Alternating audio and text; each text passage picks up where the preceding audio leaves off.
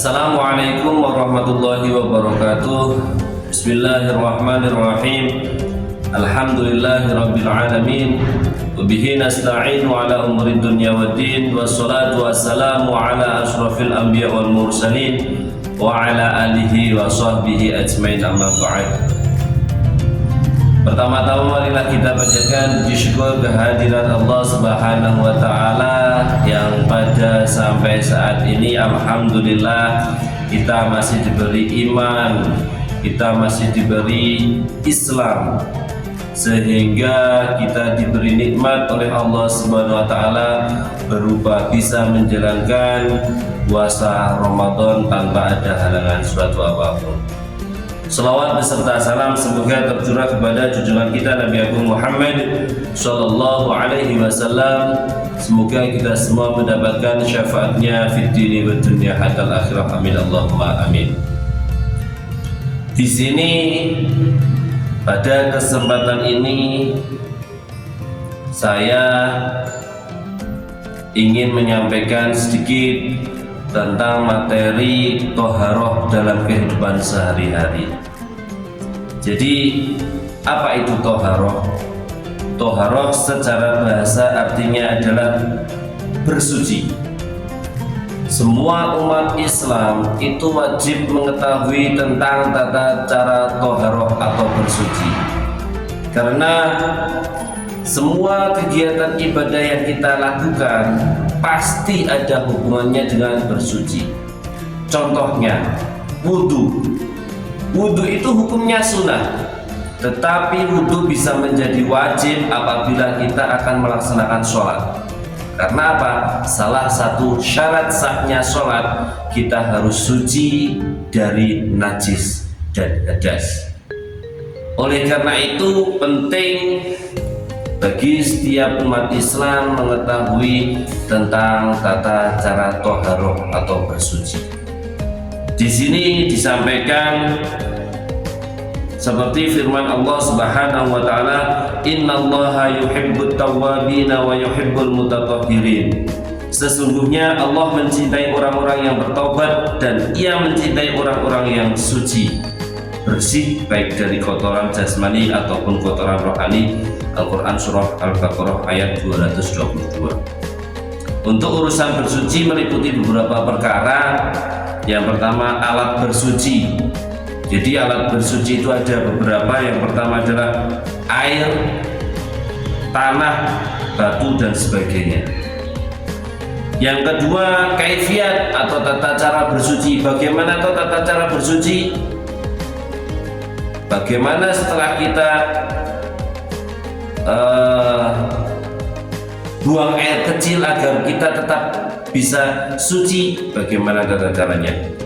Itu namanya kaifiat. Yang ketiga, macam dan jenis-jenis najis yang perlu dicuci, dan selanjutnya benda yang wajib dicuci, dan yang kelima sebab-sebab atau keadaan yang menyebabkan wajib bersuci.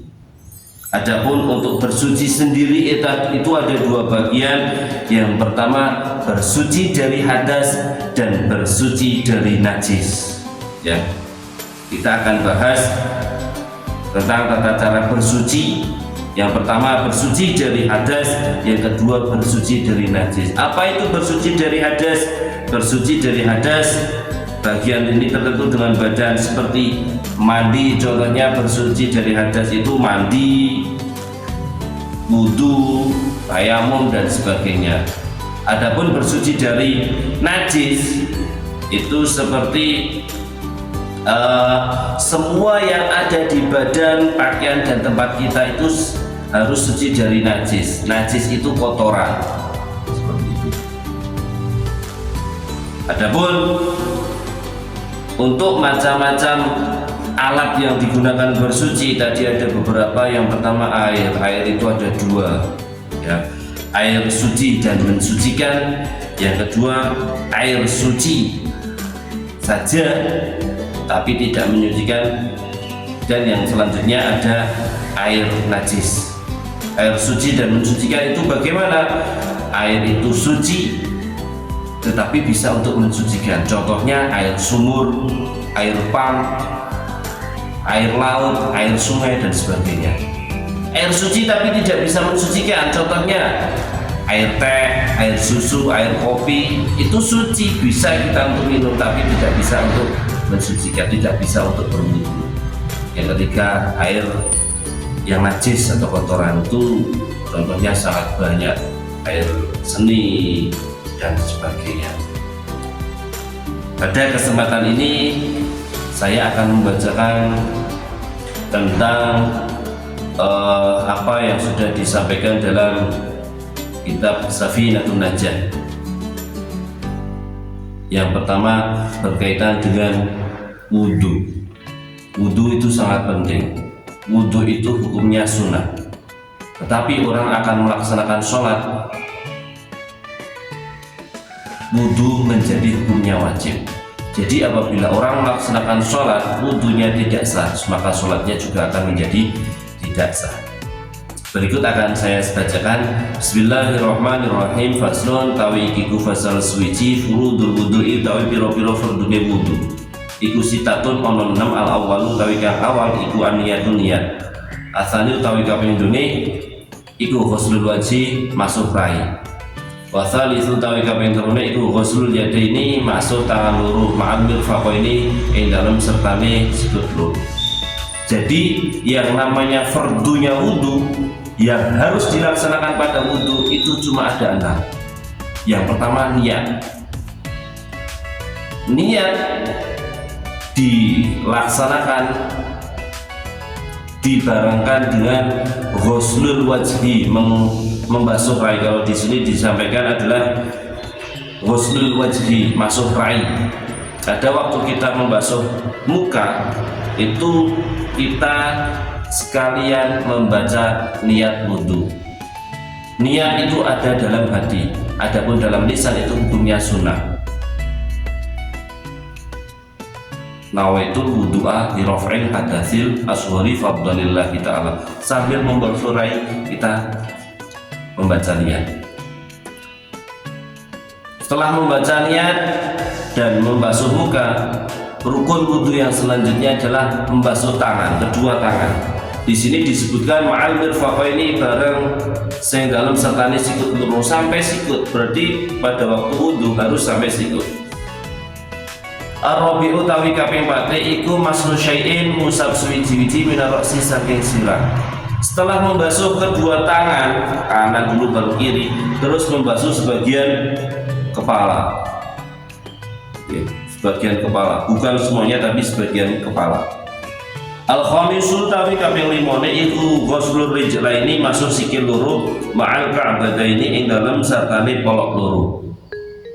Untuk yang nomor 5 itu membasuh kaki sampai mata kaki.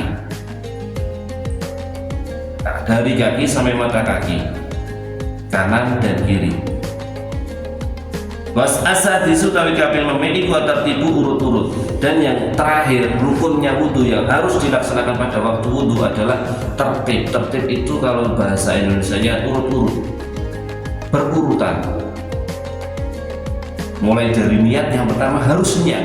Tidak boleh kalian kita wudhu mulai dari kaki dulu, setelah kaki dulu baru membasuh muka, tidak boleh, harus berurutan. Itulah fardunya wudhu, cuma ada 6. 1 niat, 2 membasuh muka, 3 membasuh kedua tangan, 4 membasuh sebagian kepala, 5 membasuh kaki, dan 6 adalah tertib. Cuma 6, tetapi di sini yang harus kita perhatikan adalah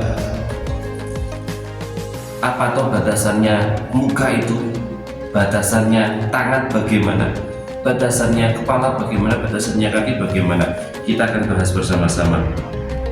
Fardune wudhu iku ono nomor 1 niat ngilangi hadas cilik utawi niat amrih kawenangane sholat. Oleh niat dibarengake lawan kawitane masuk jusirai. Niat dengan niat nawaitul wudhu ali rafa'il hadatsil asghari fadlillahi ta'ala. Mulutnya kita membaca, hatinya kita juga berbicara. Oh, saya di sini niat mau wudhu.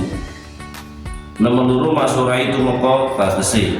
Batese rai iku awit dhuwur mengisor, yaiku wiwit panggonane cukule rambut sirah tumeka wong loro.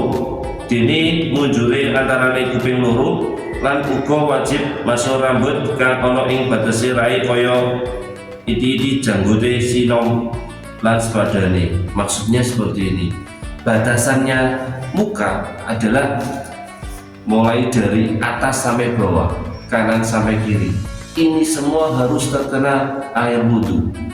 Pada waktu kalian wudhu, mohon maaf ada anak cewek wudhu pakai jilbab, jilbabnya tidak dilepas, dia wudhu biletok, yang sini sebelah sini tidak sampai kena, atasnya rambutnya jambutnya boten kena, maksudnya boten tales, berarti wudhunya tidak sah. Wudhu tidak sah berarti sholatnya boten sah. Boten. Jadi batasannya mulai dari tumbuhnya rambut sampai janggut. Ya, bapak-bapak yang punya janggutnya itu kok tebal, berarti semuanya harus terkena air. Bukan hanya janggutnya, tapi sampai benar-benar kulitnya terkena air. Terus sebelah kanan dari ini kuping, pojok kuping sampai pojok kuping itu semuanya harus terkena air. Untuk selanjutnya nomor telu masuk tangan loro tumeka sikut loro, tangan sampai sikut ya harus sampai sikut, diperhatikan muter. Lanjut nomor 5 masuk sikil loro serta nepolok loro. Nomor 6 tertib tegese urut-urut dinginake anggota kang mesti didinginake lan nyerekake kang mesti digerekake. Ini ada wudhu, ya nawa itu wudhu alaihi ta'ala. Terus yang lain bagaimana? Yang lain adalah sunnah. Ya, saya bacakan terlebih dahulu sunnah. Adapun untuk sunnah wudhu ada beberapa. Yang pertama membaca basmalah, membasuh kedua telapak tangan, berkumur-kumur, memasukkan air ke hidung, menghisap air melalui hidung, ya, menyapu seluruh kepala, menyapu kedua telinga, ini juga termasuk sunnah. Menyilang-nyilangkan anak jari kedua tangan, ini juga hukumnya sunnah. Mendahulukan anggota kanan daripada kiri, membasuh tiap-tiap anggota 3 kali, juga sunnah. Dan sebagainya, itu adalah sunnah wudhu. Jadi antara yang harus dilakukan dan sunnah, semuanya pasti membawa keutamaan. Contohnya seperti kumur-kumur. Pada waktu kita kumur-kumur itu akan membawakan keutamaan. Contohnya efeknya apabila kita setelah makan kita kumur-kumur dengan bersih sampai di dalam mulut itu tidak ada kotorannya, pada waktu sholat kita insya Allah sholatnya bisa khusyuk. Allahu Akbar, sholat dah, karena tidak ada kotorannya, kita tidak mikir sesuatu.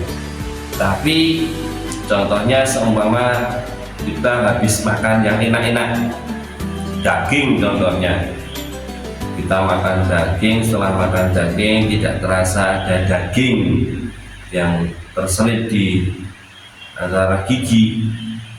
Kebetulan kita pada waktu wudhu tidak kumur-kumur, langsung bismillah dan sebagainya. Setelah sholat kita tidak ingat kepada Allah, tapi kita sibuk dengan mencari daging yang terselip tersebut. Itu menjadikan sholat kita tidak bisa khusyuk. Oleh karena itu pada waktu wudhu betul-betul diperhatikan, semuanya sangat ada fadilah atau keutamaannya. Contohnya mengusap seluruh kepala, mengusap seluruh kepala. Itu ada ulama yang mengatakan bahwa barang siapa pada waktu wudhu kok bisa mengusap seluruh kepala, mengusap bukan bahasa ya, cuma mengusap saja, itu insya Allah akan berkurang sakit kepalanya. Ya. Yang terakhir, mari kita sama-sama mempraktekkan tata cara wudhu yang benar agar sholat kita bisa menjadi khusyuk dan insya Allah akan diterima oleh Allah Subhanahu wa Ta'ala. Ya, yang pertama adalah mulai dari ambil air wudhu dulu. Diusahakan air yang dipakai air yang suci dan mensucikan. Contohnya air pump, air sumur boleh, tetapi harus dengan tata cara yang benar. Kita menggunakan air pump, contohnya ada air di depan, kita wudhu, ya, betul-betul tangan itu dicuci. Karena apa? Pada waktu kita bersih, Allah juga dicuci sambil mengucapkan Bismillahirrahmanirrahim. Setelah dicuci kedua telapak tangan, kita kumur-kumur, ambil air wudhu, kita bersihkan semua yang ada di mulut, dikumur-kumur betul-betul semuanya bersih, terus dibuang ke sebelah kiri. Diulangi sampai 3 kali agar mendapatkan kesukaran. Setelah kumur-kumur, ambil air lagi, kita isap melalui hidung. Ingat, isapnya pelan-pelan karena hidung itu area sensitif. Kita gunakan untuk apa? Membersihkan apa yang ada, kotoran yang ada di hidung. Semuanya dibersihkan 3 kali. Setelah 3 kali, ambil air lagi, kita usapkan. Diusahakan yang perempuan semua pakai mukena ini semuanya harus terlihat. Yang laki-laki pakai pecis, ya pecisnya diletakkan terlebih dahulu. Ya, ambil air wudhu, diusap semuanya. Diusahakan mulai dari pojok rambut sampai pojok janggut kiri, kanan kiri harus terkena air semua. Setelah itu membasuh kedua tangan. Ingat, pada waktu membasuh muka disertai dengan membaca niat. Yang pertama membasuh muka, yang pertama dengan disertai niat. Nawaitul wudhu ali rafa'il hadrul fadlilah ta'ala. Baru amal ilmu. Kedua, membasuh kedua tangan. Lalu membasuh kedua tangan, membasuh sebagian kepala. Ya, sebagian ini kepala harus ada airnya terbasuh. Setelah membasuh sebagian kepala, baru kita membasuh kedua telinga. Setelah membasuh kedua telinga, terakhir adalah membasuh kedua kaki sampai mata kaki. Demikian yang bisa saya sampaikan. Saya akhiri. Wassalamualaikum warahmatullahi wabarakatuh.